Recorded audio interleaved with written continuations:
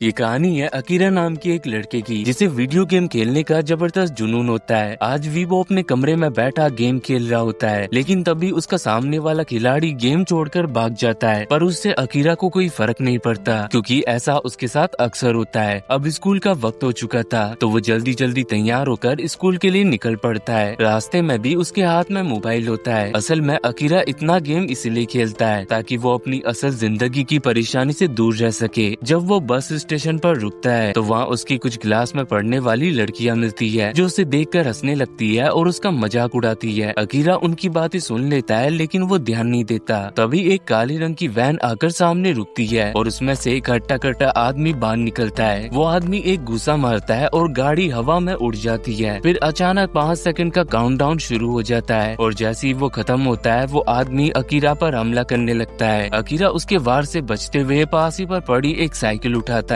और वहाँ से भागने की कोशिश करता है, लेकिन वो आदमी उसका पीछा करता रहता है। अकीरा सोचता है क्या मुझे पुलिस को फोन करना चाहिए, लेकिन फिर उसे लगता है कि जब तक पुलिस आएगी तब तक ये आदमी मुझे खत्म कर देगा। वो दौड़ते दौड़ते एक पुरानी सी बिल्डिंग में घुस जाता है। वो सोचता है ये इमारत काफी कमजोर है, अगर ये आदमी मुझे पकड़ने अंदर आएगा तो शायद ये बिल्डिंग गिर जाएगी और वो आदमी वहीं दब जाएगा। लेकिन ऐसा कुछ होता नहीं, जिससे अकीरा ऊपर की तरफ दौड़ने लगता है ताकि वो कोई नई तरकीब सोच सके। और इस बार वो ताकतवर आदमी अकीरा की योजना में फंस जाता है, जिससे उसका सर फट जाता है और वहाँ से खून बहने लगता है। मगर वो आदमी बहुत ताकतवर होता है। जैसे ही वो दोबारा अकीरा पर हमला करने के लिए आगे बढ़ता है, अकीरा उसके पेट में एक लोहे की छड़ी घुसा देता है, जिससे वो नीचे गिर के जान गंवा देता है। ये देखकर अकीरा को बहुत संतुष्टि मिलती है और सोचता है आखिरकार मैंने इसे हरा दिया। लेकिन तभी वहाँ एक लड़की आती है। मुझे उम्मीद नहीं थी कि तुम मेरे पालतू को इतनी जल्दी हरा दोगे। और फिर दोबारा से वहाँ 5 सेकंड की गिनती चालू हो जाती है और जैसे ही वो समाप्त होती है, वो लड़की अकीरा पर एक जोरदार हमला कर देती है और उसका एक हाथ उखाड़ देती है। वो लड़की जाते हुए बोलती है चिंता मत करो, असली खेल तो अभी बाकी है। दूसरी ओर हम अकीरा को देखते हैं, जिसकी हालत बहुत ही बुरी हो चुकी थी, और वो बोलता है अगर तुम्हें लगता है कि ये खेल अभी खत्म नहीं हुआ तो मुझे ये खेलना है, क्योंकि मैं अपनी हकीकत से दूर जाना चाहता हूँ। ये बोलते ही अकीरा की मौत हो जाती है। और अगले सीन में हम देखते हैं कि अकीरा किसी नई जगह पर पहुंच जाता है, जहाँ उसके हाथ में लोहे की बेड़ियां बंधी होती है। और जैसे वो सामने देखता है, वहाँ उसके जैसे और भी लोग खड़े होते हैं। अकीरा ये देखकर चौंक जाता है कि उसका कटा हुआ हाथ अब वापस आ चुका है। तभी वहाँ वही लड़की फिर से आती है और कहती है आप सबका स्वागत है, और हाँ मेरा नाम मियो है, आप सभी को हमारे एक नए मिशन के लिए चुना गया है। इसके बाद वो समझाने लगती है कि आखिर ये योजना कैसे काम करती है। असली जिंदगी में तुम सब लोग पहले ही खत्म हो चुकी हो, यानी अब तुम्हारे पास ना तो कोई आजादी बची है और ना ही कोई अधिकार बचा है। जैसे ही वो दूसरा नियम बताने वाली होती है, तभी एक आदमी बोल उठता है मैं इन सब चीजों से उबर चुका हूँ, तुम यहाँ से चली जाओ और मुझे भी जाने दो। लेकिन मियो अपने हाथ को एक कैनल में बदल देती है और उसी वक्त उस आदमी को वहीं खत्म कर देती है, जिससे वहाँ मौजूद सारे लोग डर के मारे इधर उधर भागने लगते हैं। मगर ये जगह पूरी तरह से बंद होती है, चारों तरफ से घिरी हुई, यहाँ से भाग निकलना मुमकिन नहीं होता। और तभी मियो कहती है जैसे कि तुम सभी ने अभी देखा, मैं अपने हाथ को तोप जैसी चीज में बदल सकती हूँ, और ऐसी हमने तुमसे सब कुछ छीन कर तुम्हें दूसरी तरह की ताकत दी है। तो अब हमारा कहना मानो और इस शक्तियों का इस्तेमाल हमारे मिशन को आगे ले जाने के लिए करो। और अब वो ये समझाती है कि तुम्हारे हाथ में जो बेड़ियां बंधी हुई है, उनके अंदर 2 तरह की लाइट है, एक लाल और एक हरी। जब भी हरी बत्ती जलेगी तब तुम अपनी शक्तियों का इस्तेमाल कर सकोगे, और इन शक्तियों का इस्तेमाल करके तुम किसी को भी चोट पहुँचा सकते हो। और ये सारी बातें यहाँ खड़े लोग बहुत ध्यान से सुन रहे होते हैं। तभी अचानक एक लड़की बोलती है तुम आखिर कौन हो और तुम ये सब क्यों कर रही हो। मियो से जवाब देती है मैं तुम्हारे बारे में सब जानती हूँ, और मैंने उस आदमी को इसलिए मारा क्योंकि मैं एक गलत इंसान हूँ और तुम सब एक भले इंसान हो। जब उसकी बात खत्म हो जाती है तो सभी लोगों को अपने अपने कमरे में भेज दिया जाता है। और जैसे ही अकीरा अपने कमरे में पहुँचता है, उसके हाथ की बेड़ियां अपने आप खुल जाती है और वहाँ सामने मेज पर एक चिट्ठी रखी होती है, जिसमें अकीरा को ये मालूम चलता है कि उसकी ताकत क्या है और वो क्या क्या कर सकता है। इसके बाद हम मियो को देखते हैं जो ये सब अपने सीसीटीवी कैमरा में देख रही होती है। फिर सीन कट होता है और हम दोबारा अकीरा को देखते हैं, जो अपनी पसंदीदा मिठाई खाकर सोने चला जाता है। लेकिन तभी अचानक एक जोरदार धमाका होता है, जिससे अकीरा को ये अंदाजा हो जाता है कि जरूर कोई अपनी शक्तियों को परख रहा है। अब अकीरा के मन में ये बात आती है कि अगर किसी के पास मुझसे भी ताकतवर शक्ति हुई और उसने मुझको खत्म करना चाहा तो मैं खुद को कैसे बचाऊंगा। ये सारी बातें उसे बहुत बकवास लग रही होती है, मगर इसके बावजूद भी वो वो पूरी कोशिश करने को तैयार रहता है। अब वक्त आ जाता है पहले आमने सामने लड़ाई का, जो कि अकीरा और मडोका के बीच में एक कक्षा के अंदर होने वाला होता है। मडोका उसे देखकर बोलता है, ओए बच्चे चुपचाप हार मान ले, वरना मैं इस लाठी से तेरी बुरी हालत कर दूंगा। तभी मियो ये ऐलान करती है, तुम दोनों की लड़ाई बहुत ही जल्दी शुरू होने वाली है। अगर तुम में से कोई मारा गया या बेहोश हो गया तो मुकाबला वहीं रुक जाएगा। जैसे ही मियो अपनी बात खत्म करती है, दोनों की हथकड़ियाँ की बत्ती हरे रंग की हो जाती है, यानी अब मुकाबला शुरू होने वाला है। जैसी लड़ाई चालू होती है, मडोका अपने हाथ में पकड़ी हुई लकड़ी को एक तलवार में बदल लेता है और अकीरा पर वार करने लगता है। अकीरा उसके हमलों को चकमा देता है और मडोका के रास्ते में जो भी चीज आती है वो उन्हें काट डालता है। अकीरा खुद को बचाने के लिए उसके ऊपर एक मेज फेंक देता है और मौका देखकर कक्षा से बाहर भाग जाता है, मगर मडोका उसे ढूंढ लेता है और मडोका कहता है, ओए तो तू यहाँ चुप कर बैठा है, और फिर से वो उसके ऊपर जानलेवा हमला करने लगता है। लेकिन अकीरा अभी भी अपनी शक्तियों का उपयोग नहीं कर रहा था। इस तरफ एक लड़की मियो से पूछती है, ये लड़का अपनी ताकत का इस्तेमाल क्यों नहीं कर रहा? मियो जवाब देती है, अभी उसका समय नहीं आया। फिर हम दोबारा से मडोका को देखते हैं जो बोलता है, ओए बच्चे वाकई में तेरे पास कोई शक्ति है भी या नहीं, या यूं ही मुझसे भागता रहेगा? तभी अकीरा बोलता है, अबे सुन, मेरे पास एक ऐसी ताकत है जिससे मैं तुझे एक ही बार में खत्म कर सकता हूँ। अगर तू फिर भी मुझसे भिड़ना चाहता है तो तैयार हो जा मरने के लिए। ये कहने के बाद मडोका फिर से उसके ऊपर वार करने के लिए आगे बढ़ता है, लेकिन तभी अकीरा बताता है, मेरे पास वो शक्ति है जिससे मैं अपने हाथ को एक तोप जैसी चीज में बदल सकता हूँ, और शायद तू पहले भी इस शक्ति को देख चुका है। अकीरा अपने हाथ को एक कैनन में बदल देता है और उस पर जोरदार धमाका कर देता है। इससे मडोका काफी दूर जाकर गिरता है और उसकी तलवार भी जमीन पर गिर जाती है। अब अकीरा उसके पास जाता है, मेरे सामने हार मान ले वरना मुझे तुझे मानना पड़ेगा। ये सुनकर मडोका उसके सामने घुटने टेक देता है और अकीरा ये मुकाबला जीत जाता है। मियो ये देखकर काफी खुश होती है और कहती है, मैंने पहले कहा था ये लड़ाई बहुत ही दिलचस्प होने वाली है। तभी वही लड़की पूछती है, अगर इसके पास पहले से ही ऐसी ताकत थी तो इसने पहले इसका इस्तेमाल क्यों नहीं किया? और मियो जवाब देती है, तुम्हें लग रहा है कि इसकी शक्ति है अपने हाथ को तोप में बदलना है, तो ये बिल्कुल भी नहीं है। फिर हमें अकीरा की उस ताकत के बारे में बताया जाता है जो एक तरह की ब्रह्म जैसी शक्ति होती है। जैसे भी उसका दुश्मन जो सोचता है, अकीरा की शक्ति उसी रूप में काम करने लगती है। इसके बाद मियो ये बात साफ करती है कि अकीरा ने लड़ाई से पहले कैनल की बात जानबूझकर की थी ताकि मडोका उसके बारे में वैसा ही सोचे। और जैसे ही मडोका ने ये सोचा, अकीरा का काम बहुत आसान हो गया और उसने आराम से उसे हरा दिया। फिर कुछ सुरक्षा कर्मचारी अकीरा को ले जा रहे होते हैं और अकीरा अपने दिमाग में सोचता है, मैंने अभी तो उसे हरा दिया, लेकिन अभी भी बहुत कुछ ऐसा है जो मुझे इस ताकत के बारे में समझना है। और वो ये भी सोच रहा होता है, मैंने वो सब करना शुरू कर दिया जो ये लोग मुझसे कराना चाहते हैं, लेकिन मेरे दिमाग में तो कुछ और ही चल रहा है। उस मियो ने मुझे ये शक्ति दी है, पर आने वाले वक्त में उसे इस बात का पछतावा जरूर होगा कि उसने मुझे ये ताकत क्यों दी। अब हमें एक दूसरी लड़की दिखाई जाती है जिसका नाम यूरी है और वो भी इस अजीब खेल में फंसी होती है। यूरी ये सोचती है, कुछ भी करके मुझे यहाँ से निकलकर अपने घर पहुँचना है। इसके बाद हमें यूरी का एक पुराना सीन दिखाया जाता है जिसमें वो अपनी दोस्तों के साथ स्कूल से वापस जा रही होती है। उसकी दोस्त कहती है, चल आज तेरी नौकरी से छुट्टी है, कहीं बाहर घूमने चलते हैं, लेकिन यूरी उन्हें साफ मना कर देती है। तभी उनकी नजर एक छोटी से पिल्ले पर पड़ती है। सभी लड़कियां उसकी तरफ भागती है और उसे प्यार करने लगती है। वो यूरी से भी कहती है, अरे चलो तुम भी इसे प्यार करो। पिल्ला बड़ी मासूमियत से यूरी की तरफ देख रहा होता है, लेकिन जैसी यूरी उसे छूने जाती है, पिल्ला उस पर जोर जोर से भौंकने लगता है, जिससे यूरी बहुत चिढ़ जाती है और वो बोलती है, मुझे इसे हाथ नहीं लगाना, मैं यहाँ से जा रही हूँ। फिर उसकी दोस्त उसे समझाती है, अरे छोड़ो, ये तो बस यूं ही हो गया था, ज्यादा मत सोचो। लेकिन यूरी कहती है, मुझे उन चीजों से सख्त नफरत है जो यूं ही अचानक हो जाती है। इसके बाद हम यूरी की एक पुरानी याद को देखते हैं। एक लड़का बहुत बुरी हालत में होता है और लोग उसके आसपास से गुजर रहे होते हैं जैसे वो वहाँ है ही नहीं। फिर यूरी बताती है, मैंने बिना सोचे उस इंसान की मदद कर दी और वही मेरी सबसे बड़ी गलती बन गई, क्योंकि वो लड़का निकला एक बेकार, आवारा और निकम्मा इंसान जिसने बाद में यूरी का पीछा करना शुरू कर दिया। और जैसी यूरी घर पहुँचती है, वो देखती है कि उसकी माँ एक अनजान आदमी के साथ बैठी हुई है और ऐसा लगता है जैसे उनका रिश्ता काफी पुराना है और दोनों एक दूसरे के प्यार में पागल है। यूरी किनारे में खड़ी हुई ये सब देख रही होती है। उसकी माँ उसे बताती है, आज मैं इस कमाल के लड़के से बार में मिली और मुझे उसी वक्त इससे प्यार हो गया। ये सारी बातें सुनकर यूरी को बहुत अजीब महसूस होता है और वो वहाँ से निकलने लगती है। लेकिन तभी उसकी माँ कहती है, वैसे तुम्हारे नए डैडी की एक बेटी भी है जो तुम्हारे पीछे पीछे रहने वाली है, उसका ध्यान रखना। जहाँ यूरी इन सब चीजों से तंग आकर दोबारा स्कूल जाती है, लेकिन उसी वक्त हम वही निकम्मा लड़का देखते हैं जो एक ऊंची सी इमारत की छत पर खड़ा होता है और चिल्ला रहा होता है, भी प्लीज मेरी हो जाओ, वरना मैं यहाँ से कूद जाऊंगा। यूरी उसे बचाने के लिए ऊपर जाती है और जैसे ही वो लड़की के पास जाती है उसे घूरती हुई कहती है, मेरा तुमसे कोई मतलब नहीं, तुम जियो या मरो, बस मुझे इस सब से दूर रहना है। वैसे तुम्हें मालूम था कि मैं यहाँ मिलूंगा, मुझे लगता है हमारे बीच में प्यार का रिश्ता है जो हमें एक दूसरे के पास खींच लाता है। उसकी ये बातें सुनकर यूरी का दिमाग हिल जाता है, पर फिर भी वो उसे बचाने के लिए आगे बढ़ती है। लेकिन तभी अचानक वो पागल इंसान यूरी का हाथ पकड़ लेता है और साथ में इमारत से नीचे कूद जाता है। यूरी ये सब देखकर दंग हो जाती है कि उसके साथ ये क्या हो रहा है। फिर कहानी वापस वर्तमान में लौटती है, जहाँ यूरी जोर से चिल्लाती हुई उठती है और कहती है, मुझे किसी भी तरह यहाँ से बाहर निकलना है। वो दरवाजा खोलने की खूब कोशिश करती है, लेकिन दरवाजा हाथ से मस नहीं होता। उसे मियो की बातें याद आती है, तुम सभी को यूं ही बिना किसी वजह के चुना गया है। ये सब याद आते ही यूरी का धैर्य टूट जाता है और वो दरवाजे पर लात मारकर पीटना शुरू कर देती है। उधर मियो सीसीटीवी कैमरा पर ये सब देख रही होती है और कहती है, ये तो काफी दिलचस्प है, लगता है ये भी मजबूत खिलाड़ी है। फिर सीन वापस यूरी पर आता है जो अपनी ताकत को जांच रही होती है। मियो ये देखकर कहती है, ऐसे मासूम चेहरे के साथ इतनी खतरनाक ताकत कमाल है। जब यूरी अपनी शक्तियों को आजमाती है तो सामने की दीवार में दरार आ जाती है। उसे लगता है कि शायद वो दरवाजा तोड़ सकती है, पर बहुत कोशिश करने के बावजूद भी वो दरवाजा नहीं टूटता।